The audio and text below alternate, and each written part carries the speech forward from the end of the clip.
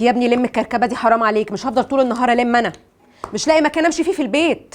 طول النهار بتروقي البيت وبتحسي برضو انه مش باين عليه، والولاد مكركبين كل حته في البيت. انا عارفه ده اكيد بيخليكي متضايقه، على طول بتفركي في البيت وما بتبقيش قاعده على حيلك. طيب انا هقولك على حاجتين، واحده ليها علاقه بيكي والتانيه ليها علاقه بالولاد، لاني عارفه ان الحكايه دي بتوتر امهات كتير وممكن تخليهم يبذلوا مجهود مضاعف. الحاجه الاولى، ممكن بينك وبين نفسك ما تتعامليش مع كركبه الولاد على انها اصلا مشكله، لانها مش مشكله، ودي احتياجات سنهم، يعني مؤقته لحد ما يجيب اخره من اللعب والتنطيط والنكش في البيت.